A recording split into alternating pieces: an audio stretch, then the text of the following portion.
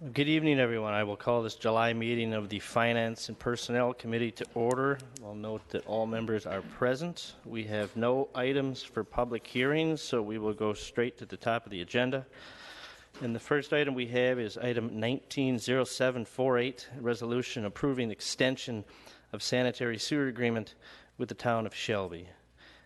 And this is motion by Councilmember Happel, second by Councilmember Jansen to approve. Is there any discussion? Seeing none, all in favor? Aye. Opposed? The motion carries. Item 190757, a resolution authorizing the creation of a steering committee, solicitation of proposals from contractors, and allocation of funding for a Safe Routes to School plan update. Motion by Councilmember Jansen, second by Councilmember Christians to approve. Any discussion? All in favor? Aye. Opposed? Motion carries. Item 190818, a resolution authorizing the Planning and Development Department to solicit proposals for the City Vision 2040 Downtown Master Plan and establishing the City Vision 2040 Steering Committee.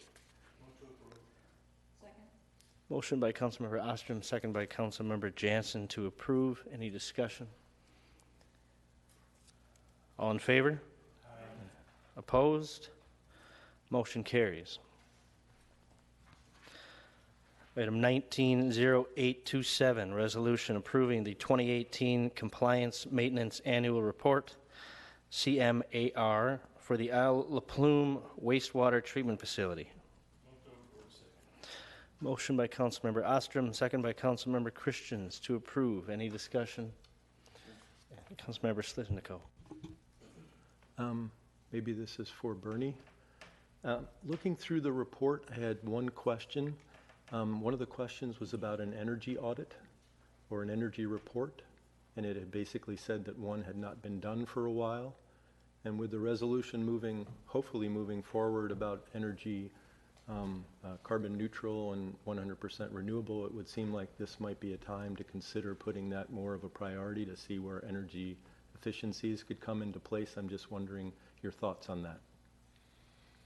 Jared and I actually just talked about that today because we're working with Train to look at some energy efficiencies in the new facilities plan, actually looking at maybe doing some energy performance contracting as part of the when we get into the design and construction of the plant. And the thing is, we do that energy audit every time we look at a piece of equipment. We were one of the first ones to put in the turbo blowers, and we're one of the first wastewater treatment plants to do the recovery and reuse of our effluent. So we haven't done a full-scale plant-wide audit, which is really when you haven't done anything, that's what you would do. But every time we've done anything, we've done that. It started with Greg Paul, and it's continued with Jared. So we were actually just talking about how to answer that question when you kind of do it continually. So we do it continually, and we're going to continue to do it with the facilities plan, I guess is the answer to your question. But we've never just done a blanket one, and we're thinking about whether we should do that. But I don't know if it makes sense to spend the money to do that when we do it at each piece. Do you feel that there would be additional efficiencies when you have someone looking at, holistically at energy rather than individual pieces? I have no idea what cost is involved with that, but it seems to me that it might be beneficial if a plan in its entirety has not been done for a while. Yeah, we're working to get what they call an Exergy plan put together through that group. It's part sustainability and part energy. It's the whole movement of energy. It's not just at the wastewater treatment plant, but also throughout the community and how we would partner with different communities. So we have that going, and we can include the entire plant as part of that. Thanks. I did want to say that this plan is 31 pages. Wastewater utilities are not glamorous parts of city utilities, but somebody's put a lot of time into this, and it was very interesting just to quickly read through all the things that you have to consider in submitting this. So thank you very much to the wastewater utility for all the work. Yeah, thank you. Jared takes good pleasure in his grades on that report. He takes it very seriously, and we take the plant very seriously. So thanks for those comments.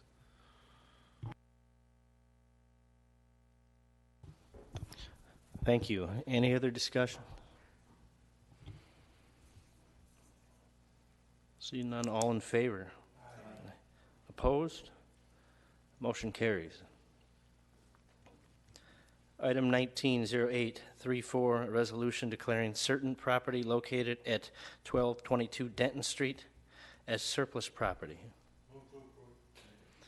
Motion by Councilmember Ostrom, second by Councilmember Christians to approve. Any discussion? All in favor? Aye. Opposed? Motion carries. Item 190837, a resolution approving the First Amendment to lease between the City of La Crosse and the La Crosse Senior Citizens Multiple Service Center, Incorporated. Motion by Councilmember Ostrom, second by Councilmember Jansen to approve. Any discussion? All in favor? Aye. Opposed? Motion carries. Item 190843, a resolution approving proposal for professional services for the feasibility study, design, and construction service for La Crosse Fire Station South. Motion by Councilmember Jansen, second by Councilmember Sliznico to approve. Any discussion? All in favor? Oh, I'm sorry. Didn't see you there. Councilmember Jansen, thank you. I was wondering if somebody wanted to maybe just give a quick summary of where we're at with this.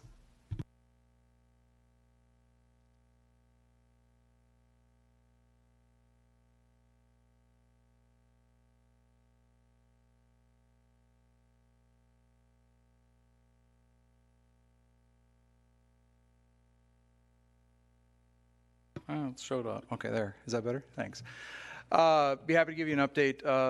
We're really looking at small phases of the contract. All the one that's in front of you tonight is really doing is approving us to move forward with previously approved capital funds that we have secured to purchase a piece of property and to move into some architectural design. So we're really looking at phase one on the property and then developing pictures. We don't have funding to build the fire station yet, so it'll just mainly be that investment of property on the south end of town.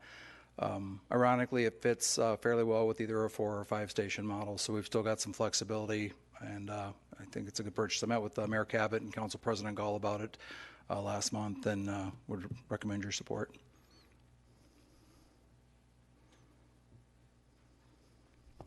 And Chief, if I'm not mistaken, this is a direct follow-up to the fire station task force from a couple of years ago?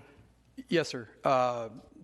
Right in line with the fire station task force. The property that we're looking actually fits well, kind of pending the outcomes of the Shelby boundary agreements and the 15-year annexation, the development to the south. I think it meets all the parameters of that station task force, and we'll certainly have more details to you as it develops, but this will allow us to at least get a footprint, and then the other dominoes around the city will start to follow as other development projects kind of open up to us.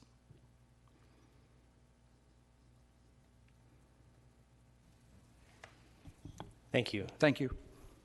Any other discussion? All in favor? Aye. Opposed? Motion carries. Item 190871, a resolution authorizing the transfer of funds from Tax Incremental District Number 7 to the City of La Crosse Redevelopment Authority. Motion by Councilmember Jansen, second by Councilmember Sliznico to approve. Discussion? All in favor? Aye. Opposed? Motion carries. Item 190902, a resolution authorizing reclassification and creation of various positions within the Parks, Recreation, Forestry, Buildings, and Grounds Department. Motion by Councilmember Jansen, second by Councilmember Ostrom to approve. Any discussion? All in favor? Aye. Opposed? Motion carries. Item 190912, a resolution approving a reorganization to the table of positions and classifications for the Water Utility Department. Motion by Councilmember Christians, second by Councilmember Ostrom to approve. Any discussion? All in favor? Opposed? Motion carries. Item 190913, a resolution authorizing the La Crosse Fire Department to accept donations from the La Crosse Community Foundation towards the purchase of a cardiac monitor. Motion by Councilmember Jansen, second by Councilmember Christians to approve. Discussion? All in favor? Opposed? Motion carries. Item 190915, a resolution approving an amendment to the project plan and boundaries of Tax Incremental District Number 17, City of La Crosse.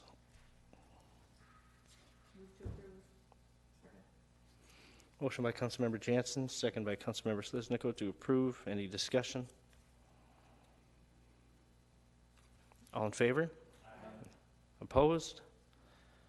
Motion carries.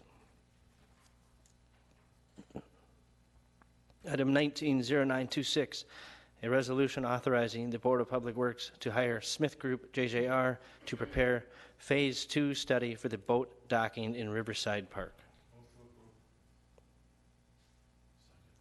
Motion by Councilmember Ostrom, second by Councilmember Christians to approve. Discussion?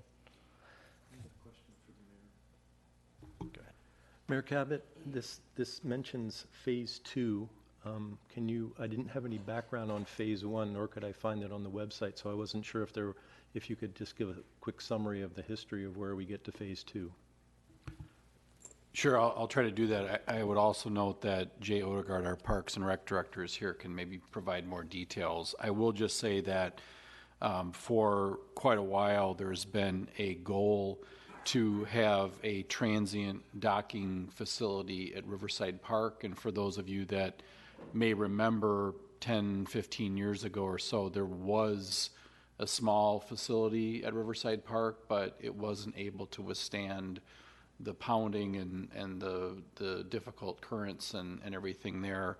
There's been some changes in that stretch of the river since then. There's been a no-wake zone that's been enacted, and this study, this second phase, really moves forward that initial review that included not only the transient boat docks, but also our plan to improve the levee and the shoreline from basically the mouth of the La Crosse River all the way south, not quite to the bridge, but pretty far south, because of the demands for more docking space on the part of tourist boats. So and I forget how many different riverboat companies, but it's the American Queen, the American Cruise Lines, there's the Viking company that's coming into the United States that's looking to also be part of that. So this second phase looks at the more detailed review of how we make that happen, because there is the not only the kind of the work on the shoreline, but there's also studies that have to be done in order for us to get permits from the DNR and from the Army Corps and U.S. Fish and Wildlife to, if we are going to eventually build out that part of the riverfront, we'll have to do all that. So I would maybe just look to Jay to add if there's anything that I'm missing, Jay, as far as kind of where this is at. But there's strong community support. There's, I think, from an economic development standpoint, it makes a lot of sense. It's just, we've got to do these studies, particularly on the water and all that, before we can move forward. Yes, Mayor, and I think another thing that's important to note, just because in the past couple of days I've gotten a lot of questions in regards to what is the transient boat docking, and really that serves two purposes. One is the family that's going to come up in a pleasure boat and maybe walk to a restaurant or a shop downtown. The other piece, like the mayor said, is these large boating companies, 3 of which that we already have currently coming here. American Cruise Line that's looking at quadrupling their stops in La Crosse in the next 3 years.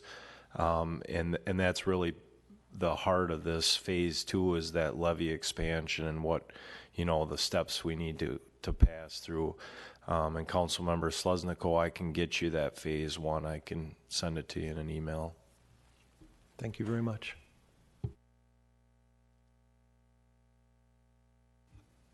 Thank you. Any other discussion? Councilmember Olson. Thank you, Mr. Chair. Could you attach that to the item in Legistar just so that there's a little better paper trail for folks wanting the background? Thanks. Thank you. Any other discussion? All in favor? Opposed? Motion carries. Item 190931, a resolution directing the advertisement and sale of approximately $7,160,000 aggregate principal amount of general obligation corporate purpose bonds, Series 2019, and approximately $1,155,000 in aggregate principal amount of general obligation promissory notes, Series 2019, the City of La Crosse, La Crosse County, Wisconsin.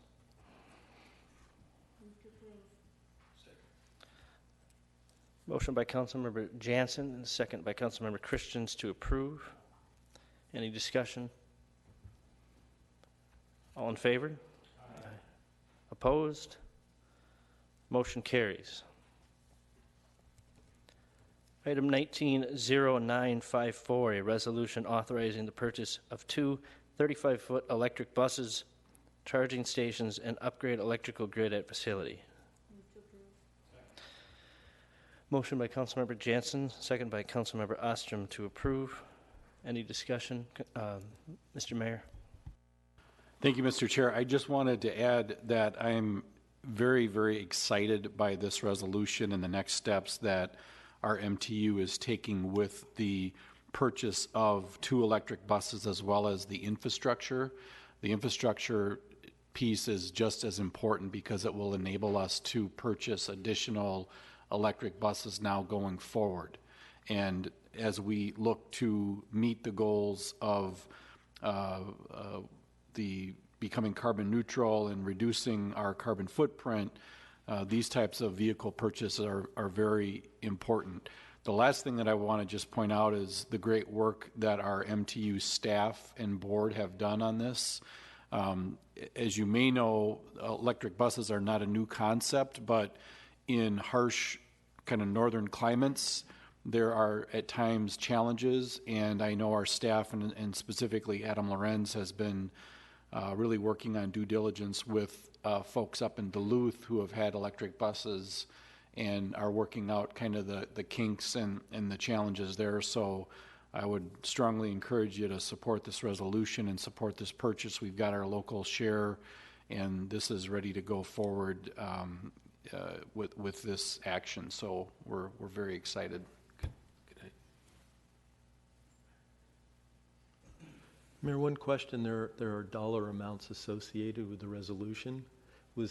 Were the prices of the buses, was that established through a bid process, or how does that get established? Yeah, I maybe would let Adam or Valerie get into the details of that. But yes, we go through a very extensive procurement process, and part of that is why it takes so long to get buses. I mean, we have monies that were allocated locally starting back, I believe, in maybe 2015, 2016, and by the time you get through state and federal contracts and all of the I dotting and T crossing, you're several years into this process. But I would let maybe Adam just touch a little bit on that if you're interested in more details. Am I on? All right. Yeah, there's prices attached, just like the mayor said, and the reason why we do that is that the electric buses are new for us. We want to make sure there's clarity in what we're doing with the purchases. Once again, what the mayor said about the infrastructure, we wanted to make sure people knew what was going into that, because it can seem like a larger dollar amount. But what we're trying to do is, you see there's 2 charging stations. Well, we're not only going to put in for those 2 charging stations, we're going to put the conduit, the electrical grid, and the bases, so we can further put our fleet up to electric buses without having to redo this next time. So it's just a better use of money, being able to go in there one time and lay it all out, so we can continue our fleet, like I said, to grow with the electric format. The other thing with the prices is that we chose to lease the batteries compared to buy the batteries. So with the useful life of a diesel bus compared to electric bus, and with the maintenance, that's a different kind of ball of wax. We chose from other agencies that the best way to do it is to lease the batteries. So that's why the price looks different from a purchase price to a lease price for the batteries. I just wanted to echo Mayor Cabot's sentiments about moving to electric buses. I'm happy that you did consult with Duluth. Electric vehicles in cold weather, that's quite a challenge, but trying to learn from other communities that are using electric vehicles, and again, planning ahead for a larger infrastructure for your charging stations. It's good to hear that you're proactive that way. Thank you. Could you tell me, are these hybrids, electric hybrids, or are they purely electric? Well, they're purely electric, so we do have hybrids in our fleet right now, but these will run off a 100% charging station. The only thing that might have emissions would be a diesel-powered heater that will be fired on extreme cold, because we do live in La Crosse here. That's one thing that we did learn from Duluth, is to put that in right when we start. But for 9 out of the 12 months, there'll be 0 emissions that come from these buses. It'll be 100% electric. And how many hours or how many miles can this go on a charge? Well, we're pretty fortunate with our grid that we don't have a lot of hills and valleys like Duluth does, but with the cold weather, it can drain the battery. But we're going to be able to get a full day's use out of it. We're looking right about 120 miles right now. And the evolution of batteries, so we got this, the grant was written or applied for in 17, we were awarded in 18, and now we're starting here. Just the technology of battery life in this short 12 months is going to be, another 12 months will be even further along with it. So I see nothing but positive coming from this. Thank you.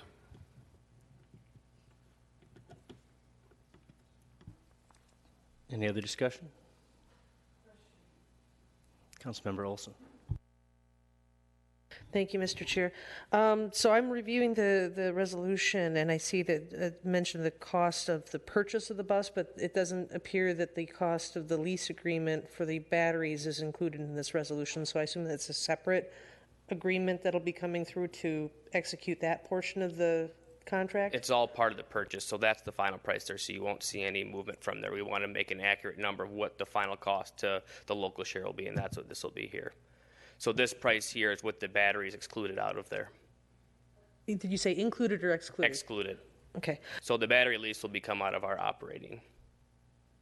Okay, and so is that a long-term lease agreement that you're executing? I mean, is there any chance that whoever's leasing the battery to the city would suddenly come up with a very, very high price 3 years from now, and now we're stuck leasing it? It's a fixed price. So basically, Okay. it's $196,000 off of the list price, which you pay over an increment throughout the year. So it's a set price, so it will not change. Yeah, and we did look into it, and I don't want to quote me on the number, but the vast majority of battery-powered vehicles are leased batteries, just because you let the experts deal with the batteries and let them deal with the electronics of it, and you don't have to have that worry 5 years from down that you have to purchase a new battery. Thank you. Any other discussion? Thank you. See no other discussion. All in favor? Aye. Opposed? Motion carries. Item 190961, a resolution authorizing the Police and Fire Commission to appoint an interim chief of police. Motion by Councilmember Happel, second by Councilmember Sliznico to approve. I'll recognize Councilmember Happel. And since we know the public is interested in this, there's kind of double mix of statute going here, but by state statute, only the Police and Fire Commission, of which Mr. Christians and I are both members of, can make appointments to the police and fire departments or fire or promote, but only the city council can establish a new position or a salary, and we don't have an interim police chief position per se. And so what this is authorizing is the commission to make such an appointment. This is also authorizing, I think there's a dollar amount established in here, which is basically the halfway point between our highest staff position at the moment and what the police chief is making at the moment. And since Chief Tischer is leaving, I think it's July 23rd, and it's going to take Mr. Christians and the rest of the commission and myself, take a wild guess, Roger, but probably a good month of a posting and another month or more for interviewing to select someone. Clearly someone needs to run the police department in the meantime, so so the commission will pick the person, the council is establishing the position and the salary, and next Thursday the commission is meeting to make determinations with respect to the job descriptions and all of the stuff that goes with hiring a police chief, and with respect to selecting an interim. So it's probably important for the public to understand what we're doing with all of this. And I don't know, Mr. Christians, if you wanted to add anything to that, but I think that's pretty much what's going on here. So for the commission to move forward, we kind of need the council to give us the okay to do the filling and do the paying. So thank you. Thank you. Any other discussion? All in favor? Aye. Opposed? Motion carries.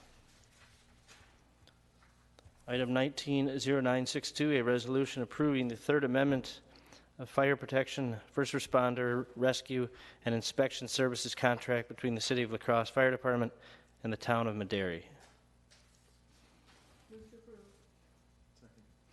Motion by Councilmember Jansen, seconded by Councilmember Sliznico to approve. Any discussion? Councilmember Oster. Thank you. I'm wondering if anyone can tell me what the difficulty has been, since I see this has been dragging on for a year. I'll have the chief, again, give you the details. There aren't, I don't believe there's any difficulties. It's just the nature of what it takes to negotiate agreements between local communities in Wisconsin. So I do believe that we're very, very close to having a long-term agreement, which I'm also excited about this resolution as well, because I think it'll say a lot about our community's ability to cooperate with neighbors and to work regionally with people that want to work with us. But I would turn to the chief, and again, just my hat's off to the fire department and our legal department for working through many of the issues in anticipation of having this regional type of partnership. So Thank you, Mayor. Yep. Yeah, really, again, no significant problems. Certainly just kind of a slow-moving thing, and we're changing kind of some cultural beliefs and what the expectation is for fire and EMS services out there. With that change, we're looking at a 30-year contract that should be on your plate here in a couple months. We were down to the final kind of nitty-gritty on a lot of legalese, and that got tied up between the town and the city attorney. We've reached resolve. The final little pieces are moving back and forth right now. I'll be at a town board hearing for a public hearing in Madary later this month. And I believe we should have everything wrapped up by August. We just hit the June 30th window and need a little bit further extension. So we actually, part of the 30-year contract included 2019, so they agreed to pay out that first year as if they had engaged in the contract. We did pick up additional coverage area for the entirety of the town of Madary effective July 1st. And so this contract is just keeping us legal while the attorneys kind of get the final little pieces bolted together on it. So, yes, sir. Any other discussion?